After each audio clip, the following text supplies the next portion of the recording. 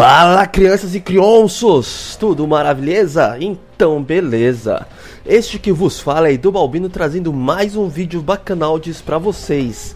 E o tema de hoje é zumbis.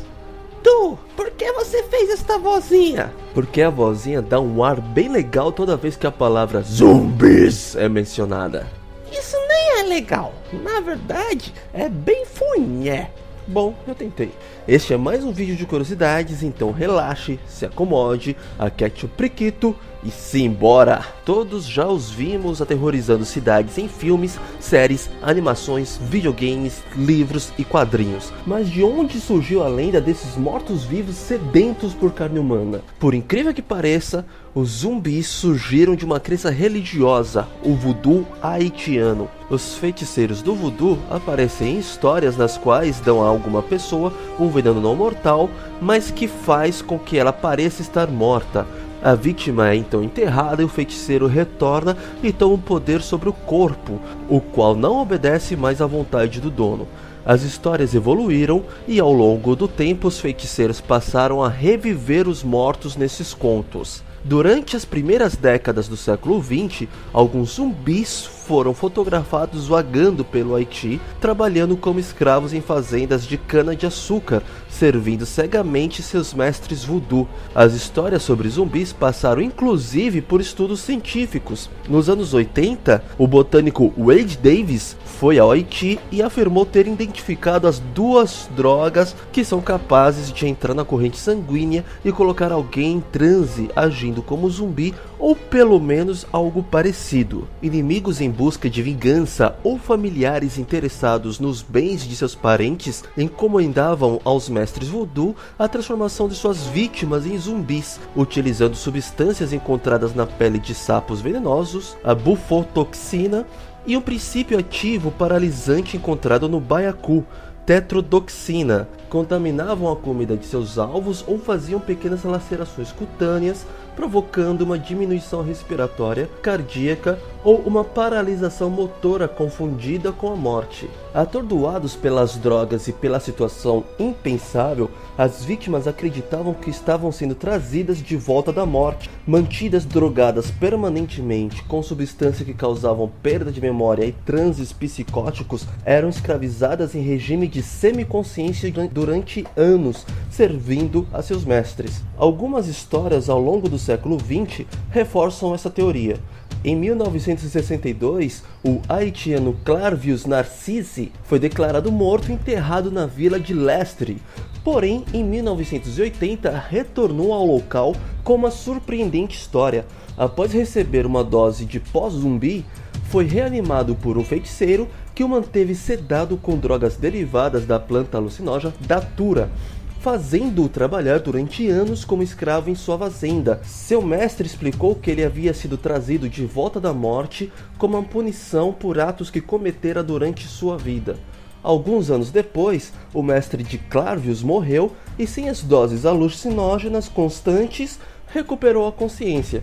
Mesmo não tendo recuperação total de sua memória, conseguiu fugir da fazenda e vagar durante anos pelo Haiti até encontrar seu vilarejo e familiares em 1980. Algumas décadas antes, em 1937, a haitiana Felicia Felix Mentor foi encontrada vagando pelas ruas de uma cidade haitiana quase 30 anos após ter sido sepultada. Estava drogada com psicotrópicos e não se lembrava do que ocorrera desde sua morte. Seu marido a reconheceu. O folclore haitiano ainda tem histórias de terror nas quais esses mortos-vivos seriam vistos em ruas de vilas à noite. Apesar disso, os mortos-vivos do voodoo são diferentes dos zumbis que ficaram famosos na cultura popular contemporânea, principalmente por não comerem carne humana. Voltando para a cultura pop, existem vários exemplos de apocalipse zumbi que se popularizou com os filmes de George Romero. Porém, a ideia de apocalipse zumbi deve ser creditada a Richard Matheson e seu romance I Am Legend, adaptado pelo menos 3 vezes para o cinema nos filmes Mortos que Matam, com Vincent Price, A Última Esperança da Terra, com Carlton Heston, e Eu Sou a Lenda, com Will Smith.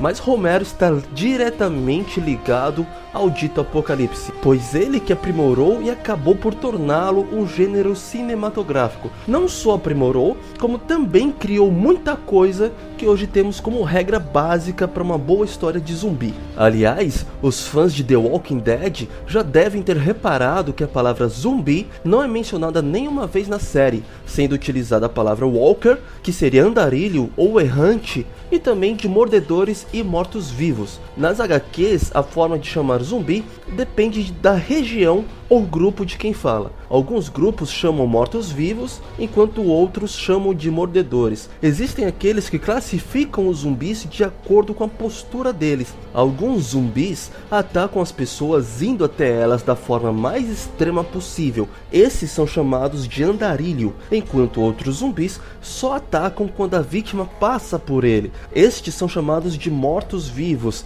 As formas de ataques diferentes dos zumbis em The Walking Dead dá a entender que esses mortos-vivos têm prazo de validade, podendo morrer caso não se alimentem. Isto explicaria por que alguns zumbis vão até as vítimas enquanto outros não têm nem forças para se levantar para atacar.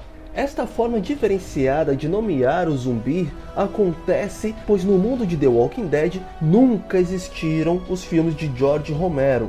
No meio da cultura pop existem muitas coisas em comuns quando se tratam de zumbis. Por exemplo, a característica. Por serem mortos-vivos, sua aparência demonstra o efeito do tempo e da morte, possuindo a pele apodrecida e com roupas esfarrapadas, com cheiro forte e horrível. Normalmente perdem partes do corpo, como os dentes ou os dedos. De maneira geral, os zumbis nestas situações são do tipo lentos, letárgicos, cambaleantes e irracionais. Este é um modelo que se popularizou nos filmes A Noite dos Mortos-Vivos. Filmes criados já nos anos 2000, porém, trouxeram um novo conceito de zumbis, mostrando-os como mais ágeis, ferozes, inteligentes e fortes que os antigos zumbis de cinema. Estes zumbis mostram-se extremamente mais perigosos, sendo que apenas um deles já constitui grande ameaça para um grupo. Em muitos casos, se tratando destes zumbis rápidos, os criadores utilizaram a premissa de humanos infectados com alguma patogenia, como é o caso do filme Extermínio, de 2002, e no game Left 4 Dead, de 2008, ao invés de cadáveres reanimados, evitando a caminhada arrastada dos mortos, presente na variedade de zumbis criadas por George Romero. Na série Living Dead, os zumbis começam com pouca inteligência, passando com o tempo a reter algum conhecimento da vida passada e repeti-lo sem pensar, como ir a um local importante ou continuar com uma faca por causa do trabalho de cozinheiro, e depois aprendem a usar ferramentas básicas. Em Survival the Dead, de 2010, os zumbis desenvolvem uma maior inteligência, sendo capazes de se comunicar, ir atrás de um objetivo e usar ferramentas de maneira mais complexa. Os zumbis se alimentam de pessoas, embora possam aprender a se alimentar de outros seres, como cavalos. Quanto à infecção, a origem é sempre variável nas histórias e muitas já foram criadas. Elas vão das mais óbvias, como um vírus natural como a ira colérica no Left 4 Dead no filme Extermínio, ou um vírus artificial criado em laboratório como na série Resident Evil e no Planeta Terror de 2007, indo até as mais improváveis como um agente extraterrestre, como especulado pela imprensa no filme A Noite dos Mortos-Vivos de 68,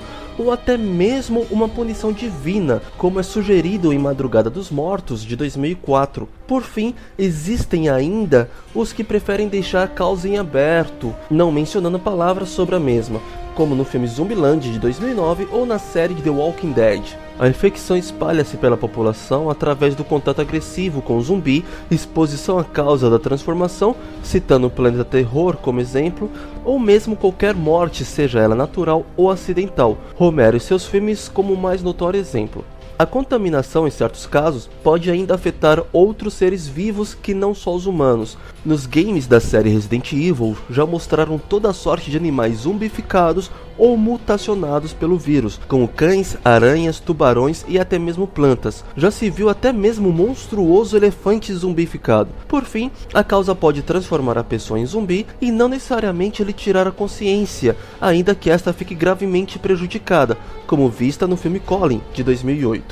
Sobre a eliminação, as obras mostram que é possível destruir os zumbis definitivamente danificando o cérebro ou estrutura neural, o que pode ser conseguido atirando na cabeça, como na maioria das obras, ou lhes quebrando o pescoço, mais especificamente nos filmes de Resident Evil e na obra literária Orgulho, Preconceito e Zumbis. Em certas obras, como nos filmes de George Romero, nem mesmo a decapitação é capaz de exterminar definitivamente um zumbi, uma vez que a cabeça decepada ainda tentará morder. Ah, Dom, mas a gente tá tranquilo, não existe nada disso no mundo real. Será? Muitos de vocês já devem ter ouvido falar num gamezinho bacanal chamado The Last of Us. Neste game você joga com Joel, em um ambiente pós-apocalíptico tentando sobreviver num mundo cheio de humanos hostis e zumbis, que são pessoas que foram contaminadas por um fungo chamado Cordyceps, que tomou conta do corpo destes humanos. E se eu te contar que este fungo existe e que realmente toma conta do corpo de seu hospedeiro? O quê? Sim, existe um fungo chamado Cordyceps que conta aproximadamente com 400 espécies descritas, todas elas parasitas. Estes seres atacam principalmente insetos e outros artrópodes, tomando seus corpos completamente e inclusive afetando seu comportamento. Uma das espécies desse fungo, a Cordyceps unilateralis, por exemplo, depois de infectar formigas e transformá-las em suas hospedeiras, faz com que elas subam à parte mais alta das plantas e fiquem agarradas ali antes de morrer, de forma que espalhem a maior quantidade possível de esporos do fungo, que brotará do interior do inseto morto. Além do Cordyceps, existem outras criaturinhas do mal que são parasitas capazes de tomar conta do corpo e mente do hospedeiro, alterando seu comportamento. Estes parasitas são alguns tipos de fungo, vermes e insetos. Mas não se preocupem, esses parasitas não têm poder suficiente para dominar um animal de porte grande como um humano. Ainda. Bom, espero que vocês tenham gostado e que esses minutos assistindo a este vídeo possam ter proporcionado algum tipo de satisfação e alegria em meio a uma vida tão corrida e cheia de preocupações como a nossa. Estou deixando na descrição do vídeo alguns links com mais informações sobre algumas coisas que citei aqui. Se você gostou, dê o joinha, se inscreva e ajude a compartilhar para nos ajudar. Saúde e paz e até a próxima.